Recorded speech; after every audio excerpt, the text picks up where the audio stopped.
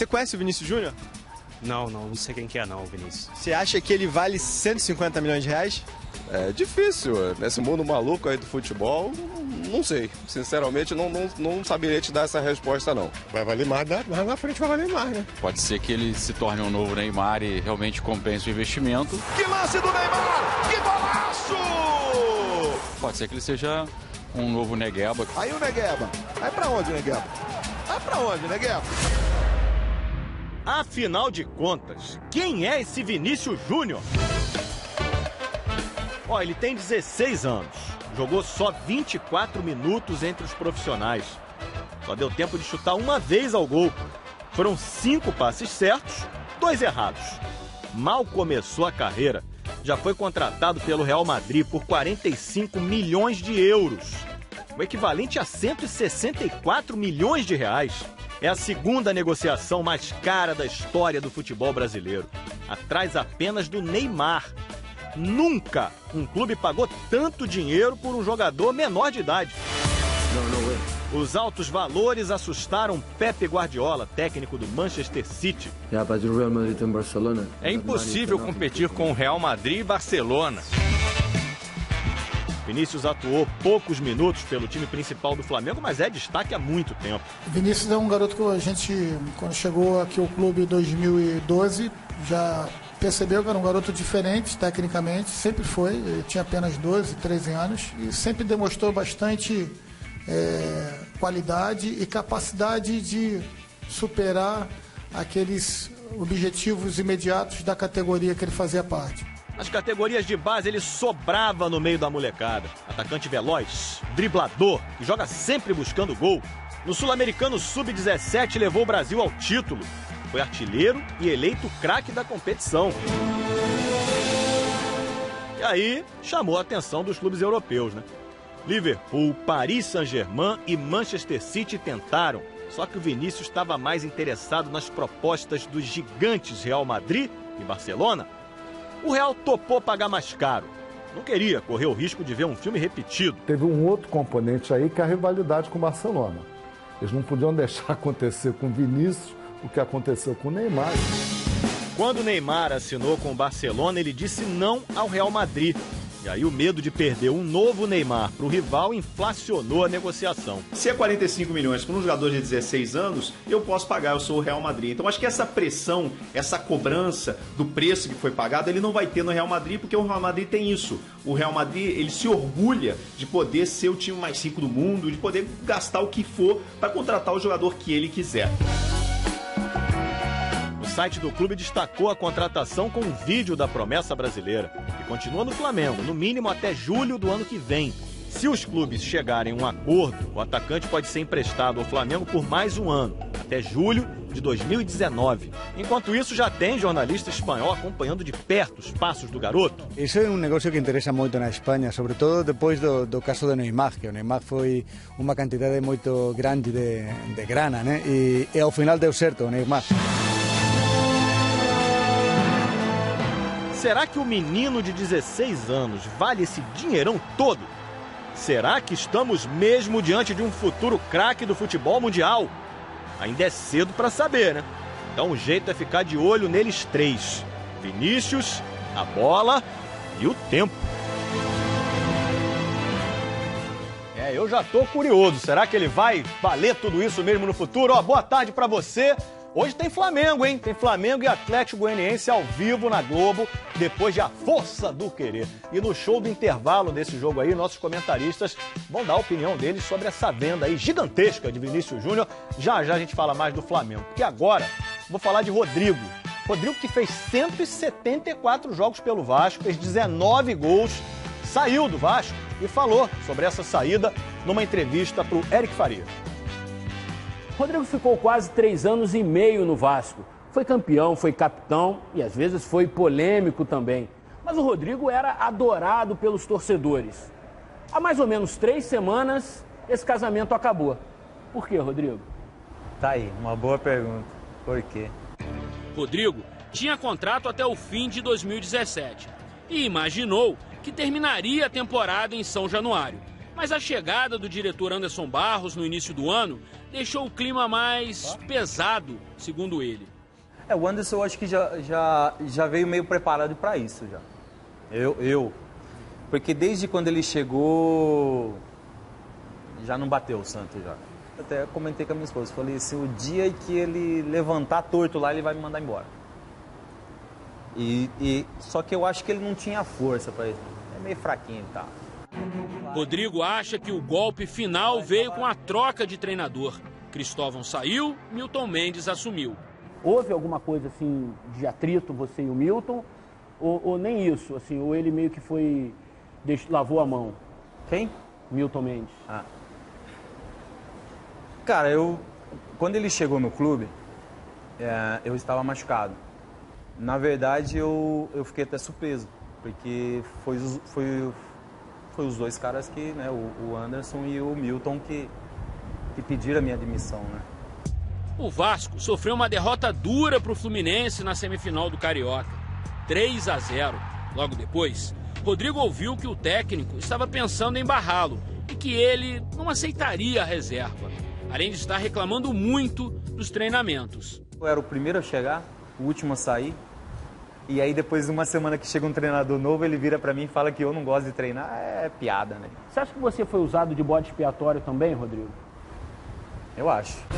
O zagueiro, aos 36 anos, foi para a Ponte Preta e teme que o amigo Nenê, um ano mais novo, também seja mandado embora sem saber a verdade. Antes da minha saída, eu tinha conversado com o Nenê. Eu falei, Nenê, vai acontecer alguma coisa comigo ou com você, meu amigo? E aconteceu comigo primeiro, entendeu? Eu não estou surpreso do que está acontecendo com o Nenê agora, entendeu? Na vitória sobre o Bahia, Nenê ficou todo o tempo no banco de reservas. Eu não tenho dúvida que encaminha para acontecer o que aconteceu comigo com o Nenê. Mas a entrevista exclusiva ao Globo Esporte também teve momentos leves. Rodrigo foi uma espécie de antídoto vascaíno contra dois dos principais atacantes do Brasil, Guerreiro e Fred, na época tricolor. Nos clássicos, a temperatura sempre subia. Mas fora do campo eu já sou totalmente diferente. Se por acaso o Fred e o Guerreiro estivessem no calçadão, você sentaria para tomar água de coco com eles? Eu ia ficar assim. Rodrigo, um zagueiro que falou e deu o que falar. Nós procuramos o Vasco para repercutir essas declarações aí do Rodrigo, mas o clube disse que só iria se manifestar depois que assistisse a reportagem. Está assistido então, amanhã, se o Vasco quiser se manifestar, a gente mostra aqui, claro, no Globo Esporte, tá legal? O Fluminense pega o Vasco domingo pelo Campeonato Brasileiro e vai com moral, afinal de contas venceu o Galo lá no Horto, rapaz. Defender um time grande, estar no foco, tem consequências. Essa é uma delas. Pedido de fotos depois do jogo treino ontem, entre os reservas do Flu e o Gonçalense, da Série B do estadual. Vitória por 3-2. Sinais de respeito e admiração. Nesse momento, o Fluminense faz por onde? Invicto no Brasileirão e mesmo ainda digerindo a perda do meia Sornosa, que fraturou a fíbula, o time se concentra para o jogo contra o Vasco. Adversário de quem o Fluminense já ganhou 2 vezes nesse ano. 2 vezes por 3-0. Vai vir forte, né? Tomar uma porrada de 3-0, mas dá mole de novo. A gente tá preparado para isso, preparado para qualquer coisa. O grupo tá fechado. Sem o equatoriano Júnior Sornosa, o técnico do Fluminense agora vai começar a testar novas formações no meio e no ataque. É a hora das experiências. A primeira opção é manter o Wendel e Orejuela e colocar Douglas. Scarpa, Richarlison e Dourado fecham o ataque. Outra opção é a entrada de Marco Júnior na frente, sem Douglas.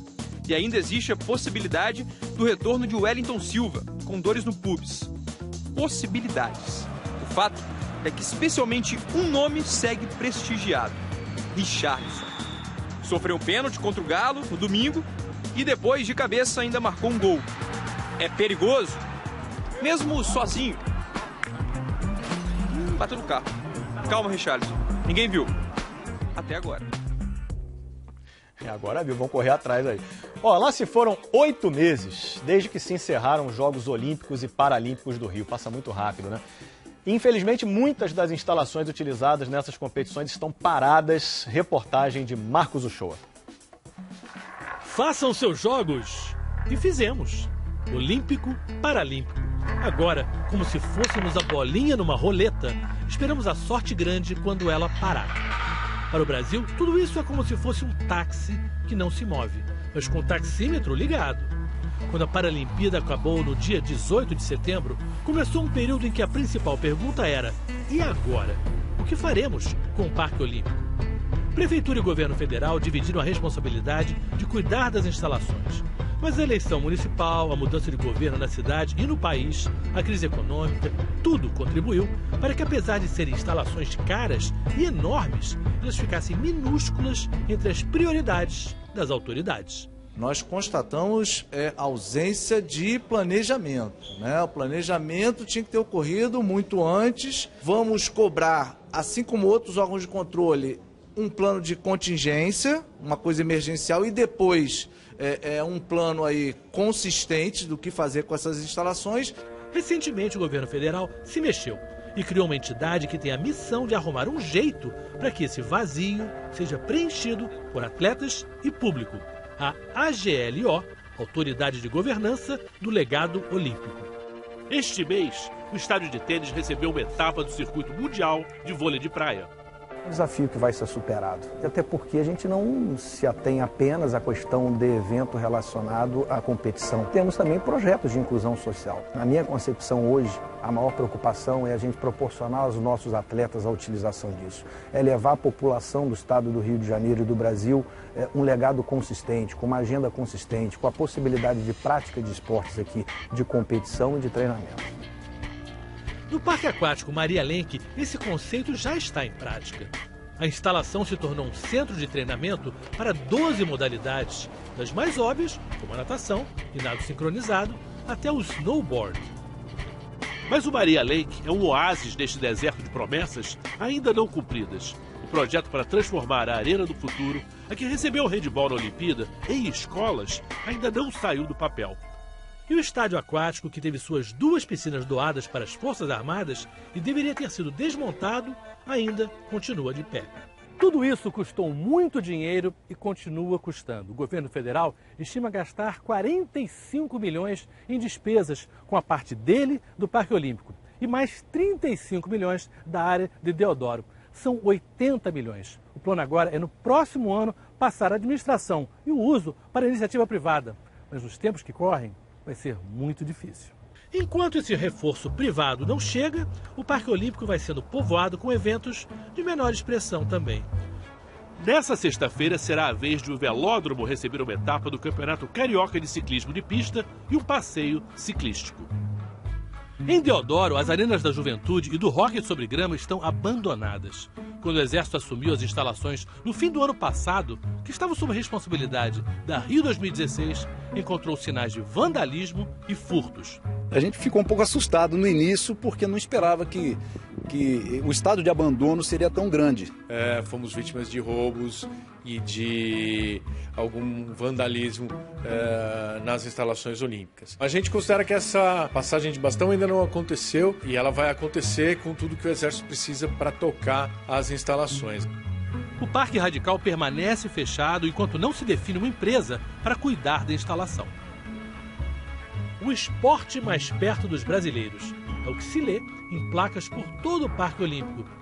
E é o que se espera, em todos os sentidos.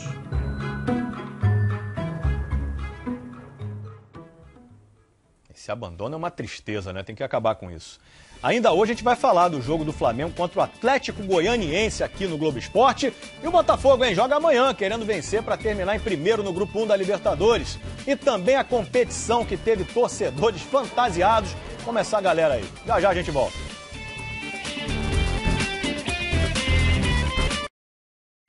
Globo Esporte está de volta e o assunto é o Botafogo tranquilão, classificado já para as oitavas de final da Libertadores, mas não satisfeito. O Botafogo quer garantir o primeiro lugar do Grupo 1 amanhã contra o Estudiantes na Argentina. Nem adianta apelar pra água, porque a temporada não dá refresco, amigo. E nem venha com o papo de que, mas o Botafogo já está classificado para as oitavas de final da Libertadores. Amanhã, contra o Estudiantes de La Plata, vai ser tranquilo. Ah, é? Fala isso lá pro treinador, então. A gente quer o primeiro lugar, a gente não pode ir lá para passear na Argentina. Vamos lá para buscar o primeiro lugar, buscar a vitória. Eu gosto sempre de vencer. Não tem esse negócio não.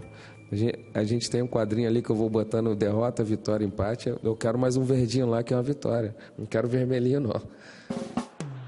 Garantir a liderança do grupo significa ter a vantagem de fazer o segundo jogo no mata-mata em casa, no estádio Newton Santos. Para isso, precisa vencer amanhã, que não vai ser fácil, viu? Essa história de que o Estudiantes, por já estar eliminado, não quer mais nada, não é bem assim, não.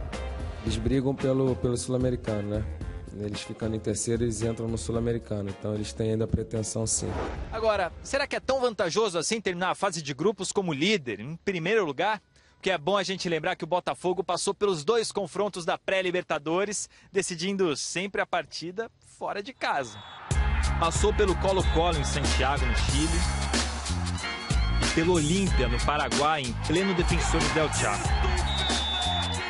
Pelo recente retrospecto, a gente vê que nós conseguimos, mas a gente sabe que decidir em casa é melhor. Você pode fazer uma vantagem e saber jogar pelo resultado que você tem em mãos. E com a força da nossa torcida, que tem feito uma grande festa, a gente fica muito forte jogando em casa, né? Até por isso, força máxima. Tirando o Pimpão, que está suspenso, e Camilo, que vai ser poupado por desgaste físico, o time que entra em campo é o que vem jogando. Bora, Botafogo! E ó, o Santos goleou o Sporting Cristal do Peru, terminou como primeiro colocado do grupo 2. Vamos ver os gols então, ó. Primeiro gol, cobrança de falta do Ricardo Oliveira, no rebote, David Braz. Faltava do Ricardo. Olha o goleiro, esse goleiro feio. A bola no pé do Ricardo Oliveira, meteu de lá mesmo, 2-0 Santos. Vitor Bueno, drible da vaca, passa pelo goleiro, tá fácil. Ih, se enrolou, mas não tem problema, levanta e coloca lá 3-0 Santos, Vitor Bueno. E o David Braz vai fazer mais um, o zagueirão David Braz, 4 Santos 0, Sporting Cristal.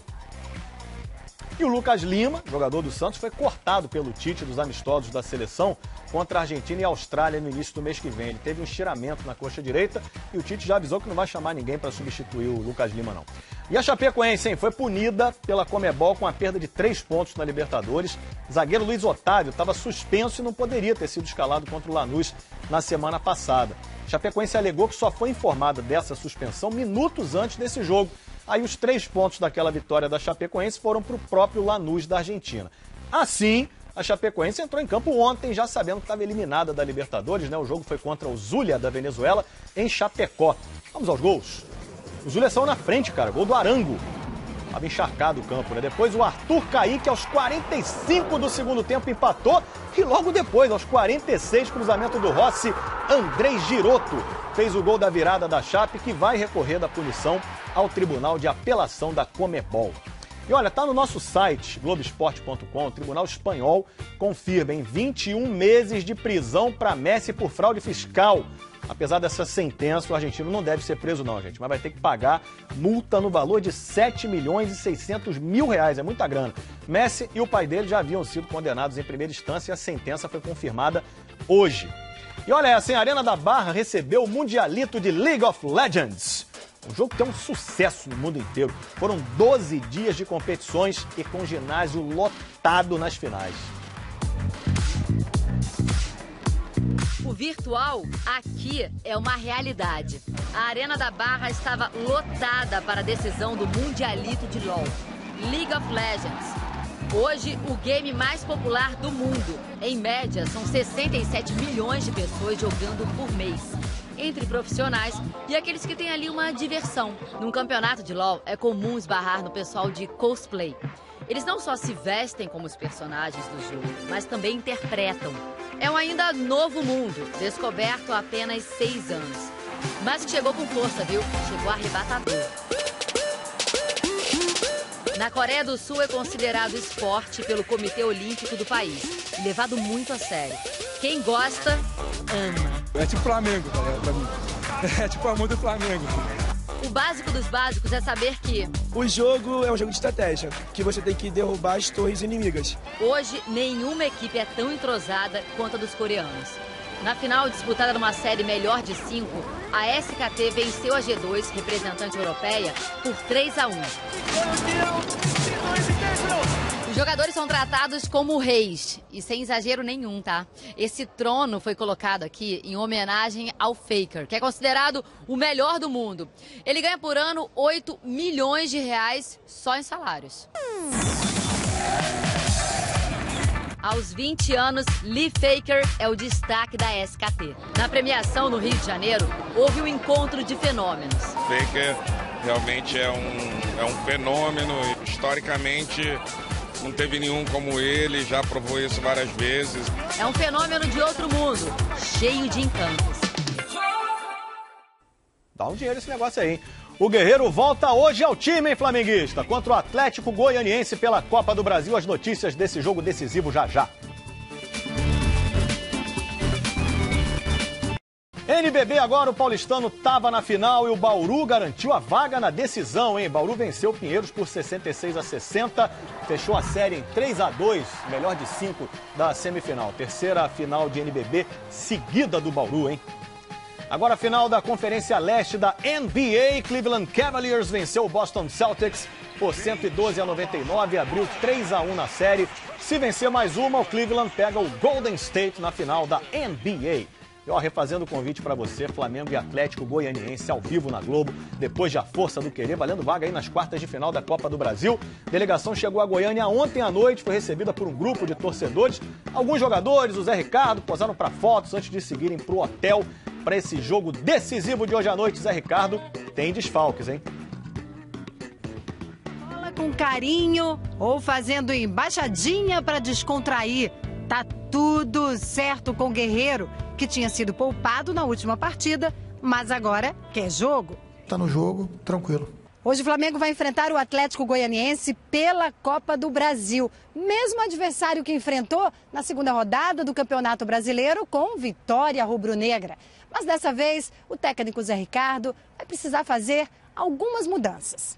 Berrio e Everton vão ser poupados. O Everton queria muito ir, mas ele realmente sofreu uma pancada, né? Uma torção muito forte no tornozelo. Mas ainda o local está muito inchado, muito dolorido e, infelizmente, impossibilita ele de ir para o jogo. O Berrio também teve umas dores, né? Também não vai ter Gabriel com uma fratura na costela, ainda sem previsão de quando vai voltar a jogar. Entre as opções está o Rodinei. O mais importante é que a gente não perca a nossa essência, não perca a nossa forma de jogar, e com isso a gente entende que podemos fazer frente à equipe do Atlético e passar de fase na Copa do Brasil. É jogo que vale vaga nas quartas de final da Copa do Brasil. Como a primeira partida no Maracanã ficou no 0-0, dessa vez, se o Flamengo vencer ou houver empate com gols, o Flamengo se classifica para a próxima fase. O último jogo decisivo não traz boas lembranças para o Zé Ricardo, mas a eliminação na Libertadores já é página virada. Faz parte do passado já. O que a gente quer realmente é ter um bom rendimento, focar na nossa performance. Eu acho que a gente tem que concentrar nossas forças naquilo que a gente precisa fazer. Muito bem, não custa lembrar que você pode ver todas as nossas reportagens no Globoplay. Já está convidado, tá legal? Molezinha de grátis, letrinhas subindo. Uma boa tarde para você, até amanhã.